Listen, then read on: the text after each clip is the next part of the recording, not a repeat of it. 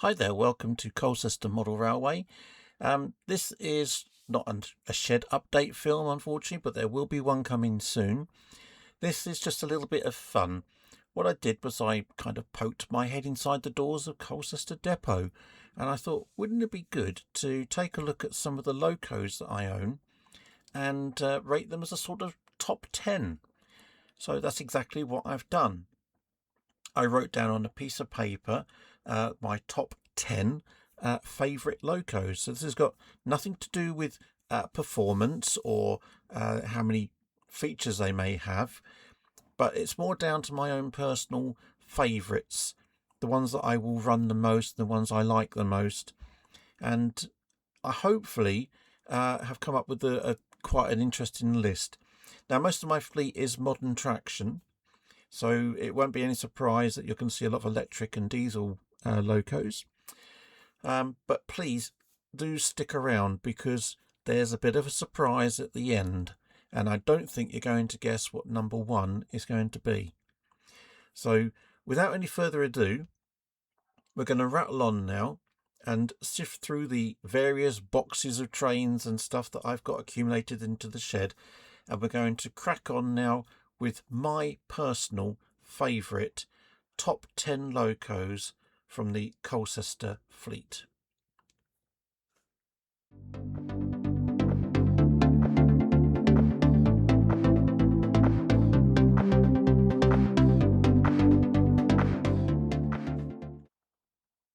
Now, in at number 10 here is a little bit of a favourite of mine. It's the Class 66 in the EWS livery.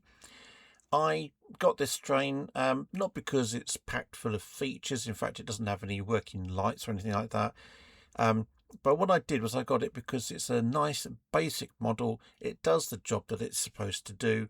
And once it's hooked up to a little rake of wagons, all with EWS livery on them and a brake van, it really does look the part. Now, it's one of the basic more rough and ready Hornby models, possibly an ex-Lima tooled-in, but for me it does the job, and it comes in here as my number 10 choice.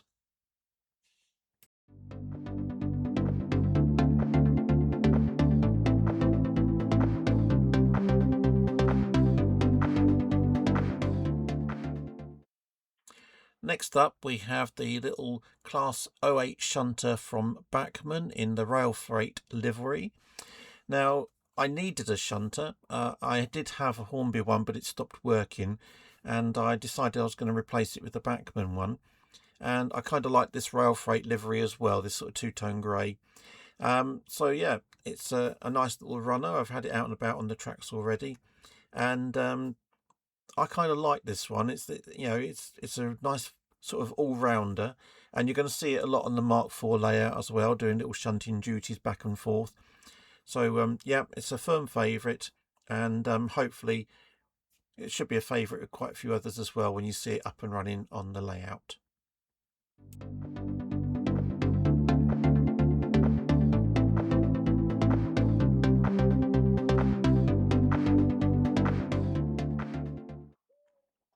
Now, you can't have a top 10 and not include a Class 37.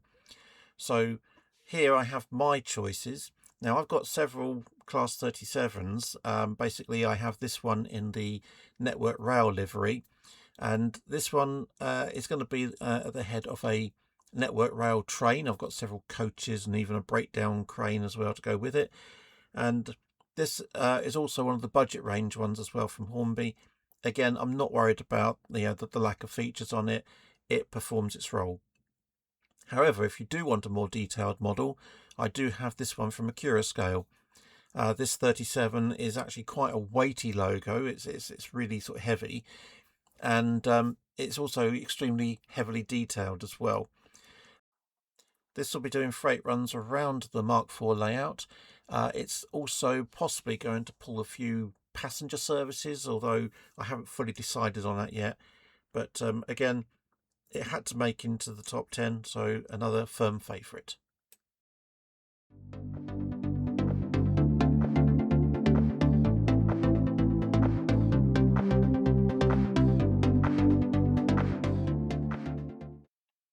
Now in at number 7 we have another favourite train of mine. This one is the Class 395 Javelin.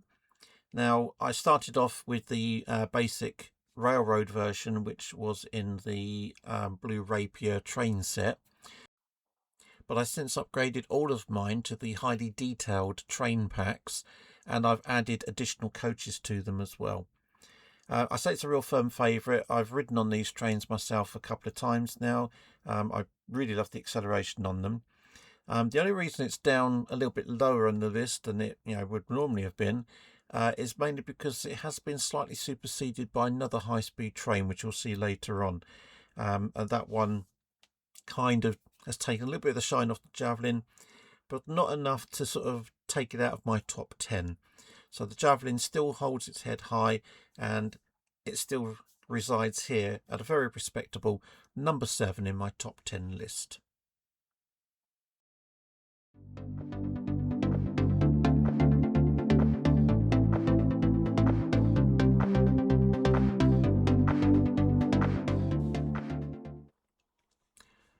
Now here we have the Class 90. Now this one is actually quite special to me for several reasons. First of all, it's one of the first main locos that I purchased, which has the operating pantograph on the roof, and it's also obviously a highly detailed one from Bachmann. It's also a very good smooth running train as well. But there was something I did with my locos which took it a little bit more of a step further forward for me. I added some bespoke nameplates to the locos, basically as a recognition. The first one is a bit self-referential. It's for the layout itself, and it's named as City of Colcester. But the second one is named after my late wife, Joan Smith, who sadly passed away in 2023. I have got another one which is still retaining its nameplate of the City of Glasgow, and that rounds off my fleet of Class 90s, which hold their head high at number 6 on the list.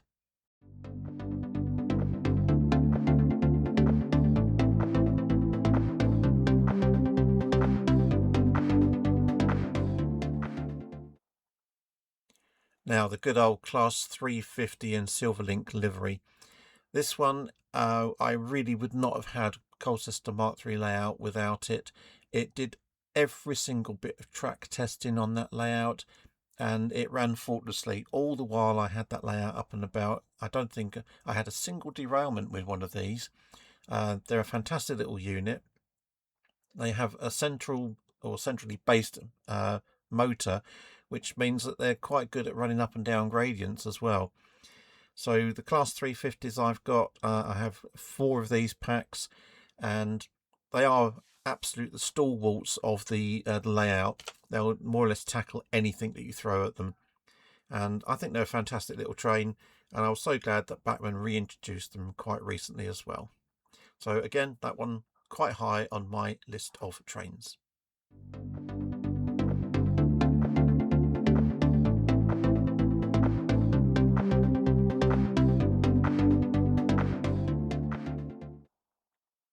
And here we have another retooling by Hornby of one of their earlier locos from the 1990s.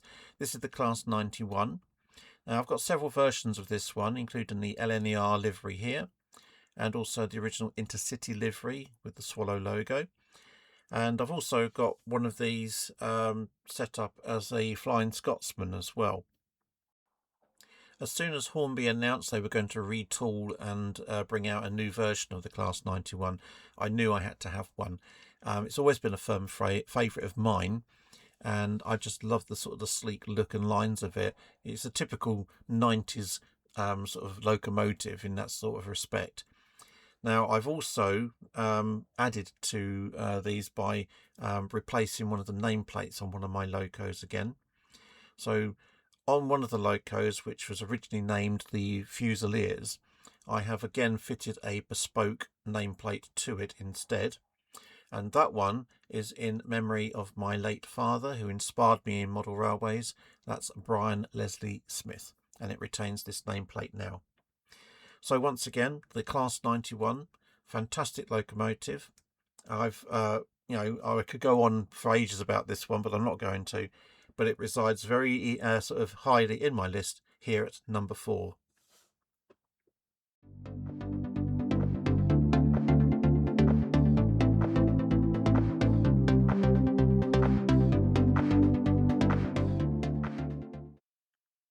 Now, I said earlier that the Javelin had been slightly superseded, and this was the locomotive that did it. The Class 800 Azuma, which, as you can see, I've got 4 packs of these, of the 5-car sets. Truly one of probably, the best liveries that I've ever seen on a locomotive. But yeah, obviously the inspiration came from the East Coast Main Line. I love watching those trains going through. Obviously, where I used to stand at Little Wymanley near Stevenage, it was quite a sight to see these going through, obviously at speed and that. Either in their 11, 9 or 5-car sort of setups, they were absolutely amazing. I love the models. They're quite highly detailed, but they just really look the part, and I can't wait to have them going around on the Mark IV layout. Truly are an exceptional model in terms of the specifications that they've got on them. Now, the actual Class 800 Azuma itself is quite a pricey model, but you can now get a more reasonable railroad version of the same train.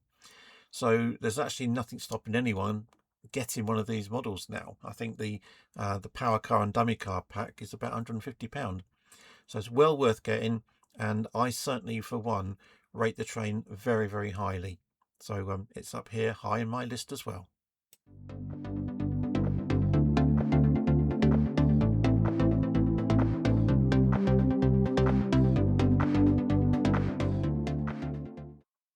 Now, this is a relatively new one. It's very high up on my list, as you can see. This is the Class 755/4 Greater Angular Flirt. Now, these are incredible models. Now, if you're a real detail sort of person and you really like the details on your models, you can't go far wrong with this one. It's absolutely amazing. As soon as you get this out of the box and you start looking over it, you start seeing new things every few seconds and that. And you have to think to yourself, how did they do this? This model is so intricate in it's in the details it's got. Even a sprung loaded pantograph at long last. Now, previous new releases of electric locos from Hornby have relied on a posable plastic pantograph, which has been rather sort of fragile. Unfortunately, the Azuma, the Javelin, and even the Class 91s all have this sort of thing on them. But here with the Flirt, they've obviously listened to the criticism and they have brought out this sprung-loaded one instead. Now, the Flirt sets are not cheap. Again, unfortunately, you are paying for the quality, obviously, of the detail in here. And they are, either a 4-car or 3-car pack as well. So there's a lot of item there for your money. But they are absolutely wonderful. They've got a full range of lighting on them.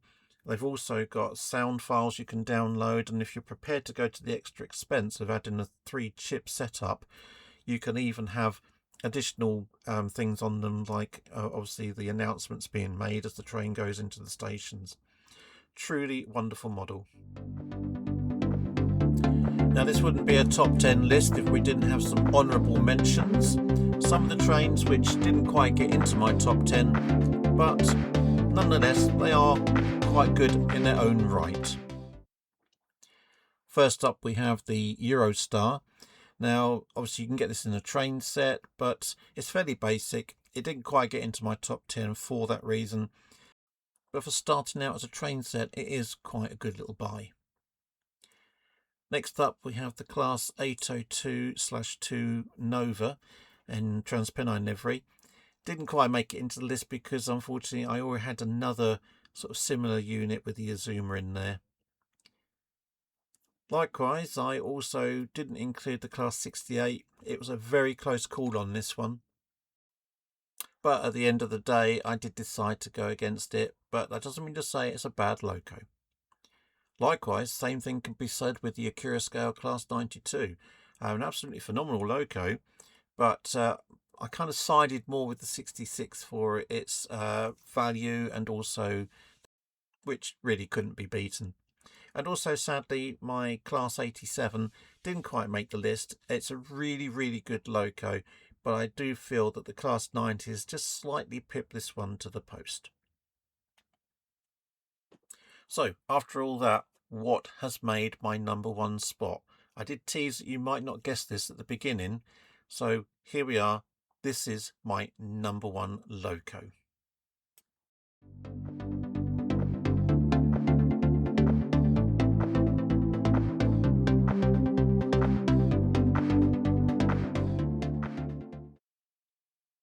And yes, it's a steam loco. It's the very, very venerable Class A3 Flying Scotsman in its original apple green LNER livery. I love this loco. This is without doubt one of my most favourite locos. I cherish this one quite a lot. We brought it back from the brink as well. It wasn't actually running after being poorly converted to 01, if you remember that operating system. A little trial experiment by my father, and we managed to get it back running again after reattaching some wires, and even actually being able to fit a DCC decoder into it as well. So it's now fully compliant with my layout, and it runs beautifully. So we kind of have a real soft spot for this loco. We've nursed it back to health, got it back up and running, and you'll be able to see this doing sort of special steam excursion sort of passenger services on the Mark IV layout, and I very much hope you look forward to seeing that as much as I do as well. Excellent little loco. So let's have a roundup now of the top 10 in list form, because we all like a list. Here we go.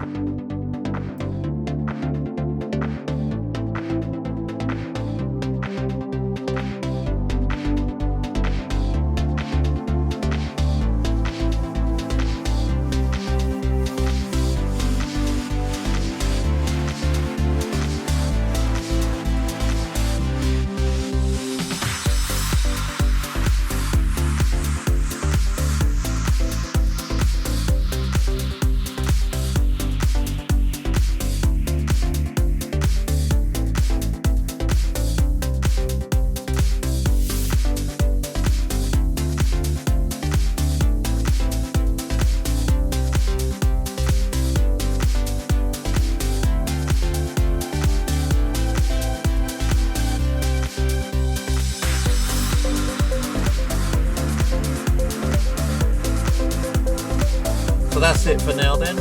Thank you so much for watching.